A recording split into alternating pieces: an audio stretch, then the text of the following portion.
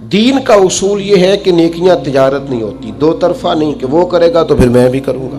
نیکی یک طرفہ کریں، نیکی کر کے سامنے والے کی خیر یہ تھی وہ بھی جواب میں نیکی کرتا، لیکن آپ نے نیکی کو تجارت نہیں بنانا کہ وہ بھی کرے گا تو پھر میں بھی کروں گا۔ آپ کر دیں، وہ کرے چاہے نہ کرے۔ نبی پاک علیہ السلام نے فرمایا کمزور رائے والے نہ بن جانا کہ تم کہو لوگ ہم سے حسن سلوک کریں گے تو پھر ہم بھی حسن سلوک کریں گے، اگر وہ ظلم کریں گے تو ہم بھی ظلم کریں گے، یہ نہ کرنا۔ یا رسول اللہ کیا کریں؟ فرمایا اگر لوگ حسن سلوک کریں پھر بھی حسن سلوک کرنا، اور اگر کوئی زیادتی کرے پھر بھی حسن سلوک کرنا۔ حضور علیہ السلام نے فرمایا یہ تو کمزور رائے ہے کہ کوئی اچھا کرے گا تو اچھے ہو جائیں گے، پھر آپ کی فقیری کیا ہوئی؟ پھر آپ کے اندر انقلاب کیا آیا؟ یک طرفہ خیر خواہی کرنی ہے، سامنے والے سے مطالبہ نہیں کرنا۔ حضور علیہ السلام فرماتے ہیں میرے رب نے مجھے حکم دیا ہے کہ جو مجھ سے توڑے گا میں اس سے جوڑوں گا، اور اللہ نے مجھے حکم دیا ہے کہ جو محروم کرے گا اسے دیا جائے گا، اور جو ظلم کرے گا اسے معاف کر دیا جائے گا۔ اپنی طبیعت میں یک طرفہ خیر خواہی کا مزاج پیدا کریں۔ آپ یقین کریں اس دور میں کوئی بندہ مخلص ہو کے بات کرے تو لوگوں کو یقین ہی نہیں آتا، وہ کہتے ہیں ہو ہی نہیں سکتا، یہ کیسے ہے؟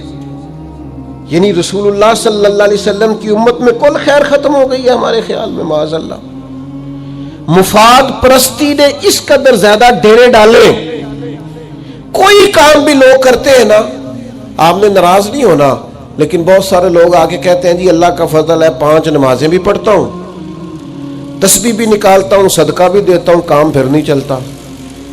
تو میں کہتا ہوں اس کا مطلب ہے تسبیحیں بھی کاروبار کے لیے پڑھتے ہو، صدقہ بھی اس لیے دیتے ہو کہ مال آئے، تو رضا الہی کدھر گئی؟ یہ جو چیز رضا الہی پر نہیں چلنے دیتی یہ مفاد پرستی ہے، مفاد پرستی۔ کبھی زندگی میں کوئی منصب مل جائے نا، منصب، تو اس منصب کو اپنی زندگی میں بگاڑ کا سبب نہیں کرنا۔ یہ جو ہمارے استاد ہوتے ہیں نا، الف با تا سا پڑھانے والے، اور شروع میں اسکول میں پرائمری پڑھانے والے، آپ پی ایچ ڈی بھی کر جائیں نا، استاد میٹرک ہے، آپ پی ایچ ڈی بھی کر جائیں تو استاد نے پھر بھی استاد ہی رہنا ہے۔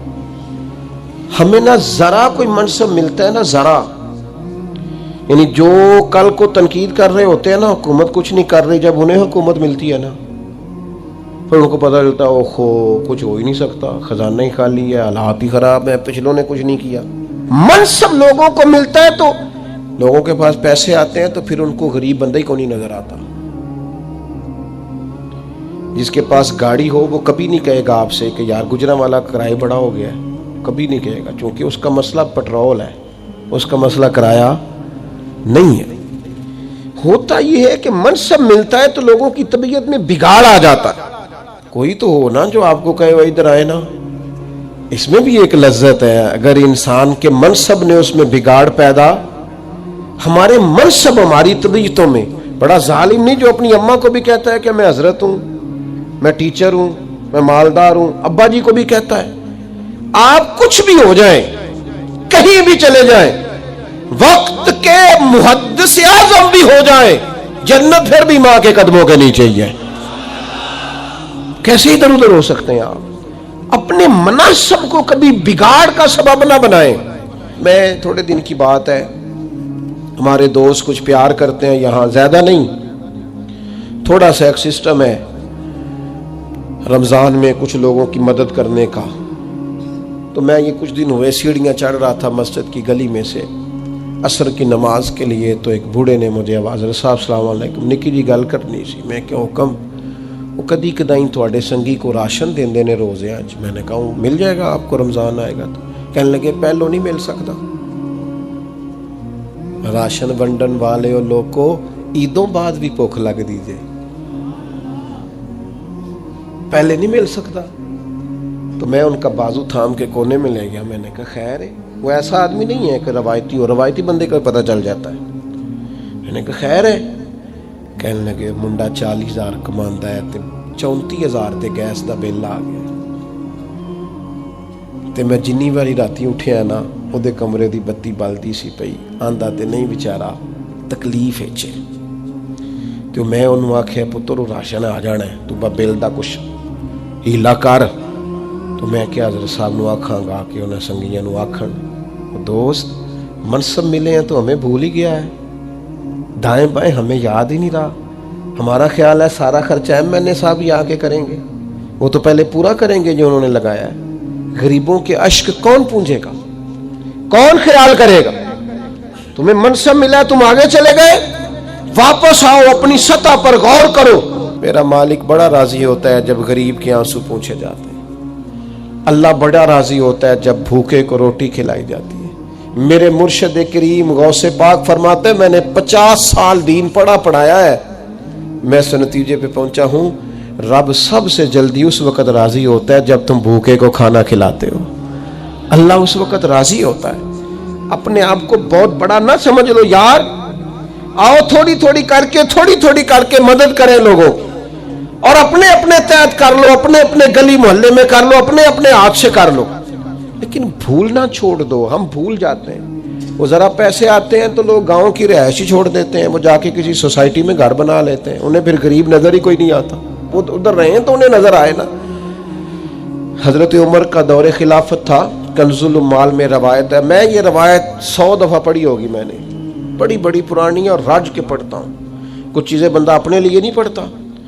مال غنیمت کا اونٹ گم ہو گیا تو حضرت عمر تلاش کر رہے ہیں, کبھی بھاگ کے ادھر جاتے ہیں, کبھی ادھر جاتے ہیں, کبھی دائیں کبھی بائیں ڈھونڈتے ہیں مال غنیمت کا اونٹ مل جائے.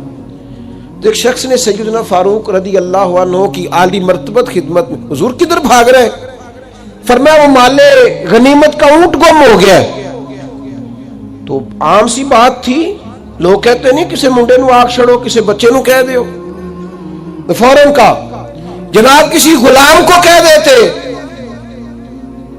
تو حضرت عمر ٹھہر گئے, رخ پیچھے کیا اور پھر ڈبڈباتی آنکھوں سے آنسو چھلکے فرمانے لگے تمہیں خطاب کے بیٹے عمر سے بڑا غلام کو نظر آتا ہے؟ میں بھی تو غلام ہی ہوں نا, میں بھی تو غلام ہوں, غلام ہی ڈھونڈ رہا ہے. میں اور کسی کو کیا غلام سمجھوں, میں بھی تو غلام ہی ہوں. 24 لاکھ مربع میل کا حکمران اور فرما بردار ایسے کہ عمر اشارہ کریں تو لوگ جانے ہتھیلیوں پہ رکھ کے آ جائیں, پر وہ فرماتے ہیں غلام ہی تو ہوں, میں غلام ہی ہوں. میرے دوست منصب ملے ہیں تو ہم بڑی چیزیں بھولتے جا رہے ہیں. منصب ملنے پر چیزوں کو نہیں بھلائیں, لوگوں کا خیال کریں. بس آخری باتیں چند آپ کی خدمت میں عرض کرنے لگا ہوں. میری آپ سے یہ اپیل ہے کہ آپ مہربانی کریں, ہم تصوف اور طریقت کے لوگ ہیں, خانقاہی لوگ ہیں, درد سوز والے لوگ ہیں. میرا آپ کو سب سے پہلی گزارش یہ ہے کہ آپ نے رمضان شریف آنے والا ہے, موبائل کم سے کم استعمال کرنا ہے, قرآن پاک زیادہ سے زیادہ پڑھنا ہے. ایک تسبیح ہاتھ میں رکھیں, اس محبوب پہ درود پڑھا کرو جو روز آپ کو یاد کرتے ہیں. کیسے بھول جاتے ہو, سارا دن حضور کو یاد کیے بغیر گزار دیتے, اور نبی پاک نے تو ایک رات امت کو یاد کیے بغیر نہیں گزاری. اپنے معاملات عبادات والے بنائیں, کوئی کونا تلاش کریں جس میں بیٹھ کر اللہ کی یاد ہو. میں اپنے سب سنگیوں کو جو حکم سمجھ سکتا ہے حکم سمجھ لے, ورنہ گزارش تو سبھی کے لیے, آپ نے رمضان بازاروں میں نہیں گزارنا. ابھی رمضان سے پہلے کپڑے خرید لیں, ابھی سے سلوا لیں. رمضان شروع ہو تو اپنا زیادہ وقت عبادت میں گزاریں, اپنے اخراجات کو کم کریں. کامیاب تاجر وہ نہیں ہوتا جس کی آمدن زیادہ ہوتی ہے, کامیاب شخص وہ ہوتا ہے جو ہو اس کے اندر مینج کرنے کا عادی ہو. کبھی بھی کامیاب نہیں ہو سکیں اگر اخراجات بڑھا لی. اپنے اخراجات کو مینج کریں اور اپنے دائیں بائیں رشتہ داروں میں, گلی محلے والوں میں غریب لوگوں کو دیکھیں, ان کے ساتھ کوشش کریں اشک شوئی کرنے کی, تعاون کرنے کی. اور پھر تیسری میری آپ سے بڑی درد مندانہ اپیل ہے, اس پر آپ ضرور توجہ دیں گے. اپنے بچوں پر, اپنے بہن بھائیوں پر, اپنے دوستوں پر خاص نظر کریں اور انہیں گزارش کے ساتھ دین کی طرف مائل کریں. تنقید کر کے نہیں, طنز کر کے نہیں, تم نے کبھی نماز ہی نہیں پڑھی, اس طرح نہیں, گزارش کر کے اپیل کے ساتھ انہیں دین کی طرف مائل کریں. ان کو باقاعدہ قائل کریں کہ وہ مسجد میں حاضر ہوں, اکیلے ملیں, ان سے باقاعدہ ملاقات کریں، ٹائم لیں کہ جناب ملنا ہے، پھر ان سے گزارش کریں یار میرا بڑا دل کرتا ہے کہ مسجد میں اکٹھے جایا کریں۔ یہ اپنے دوستوں پر، احباب پر توجہ دیں۔ چوتھی میری آپ سے اپیل یہ ہے، ایک لمحہ بھی زندگی کا ضائع نہ کریں۔ جو لوگ طریقت کے مسافر ہوتے ہیں ان میں سب سے زیادہ تکلیف اس بندے کی طرف سے آتی ہے جو وقت ضائع کرتا ہے۔ وقت نہیں ضائع کریں، زیادہ سے زیادہ ہمت کریں نیکیاں جمع کرنے کی۔ پانچویں بات آج اس بڑے اجتماع میں آپ کی خدمت میں میری یہ ہے کہ ملک کے حالات بڑے سخت ہیں، قومی، ملی، صوبائی سطح پہ پریشانیاں ہیں۔ کوئی ایسی بات کبھی نہ کریں جس سے پریشانیوں میں مزید اضافہ ہو، کوئی انتشار کی بات، کوئی ایسی بات جس کی آپ کو پوری معلومات نہیں ہے، مزید شکوک پیدا کر دے۔ بہت ساری کہانیاں ایسی گردش کرتی ہیں جن کا وجود ہی نہیں ہوتا۔ الیکشن ہونے کے بعد بھی بے چینی اور بڑھ گئی ہے ملک میں۔ ہم کیا کرتے ہیں، ہم ایک اور اندر کی بات روز بتا رہے ہوتے ہیں اور پریشانیوں میں اضافہ کر رہے ہوتے ہیں۔ یہ قطعاً ایسی کوئی بات نہ کریں۔ آج چھٹی بات میری آپ کی خدمت میں یہ ہے کہ آج شب برات کی رات سے لے کر طے کر لیں ہم نے کبھی کسی شخص کی غیبت نہیں کرنی۔ بڑی بڑی بہترین اور سونی جماعتیں میں نے ٹوٹتی دیکھی ہیں۔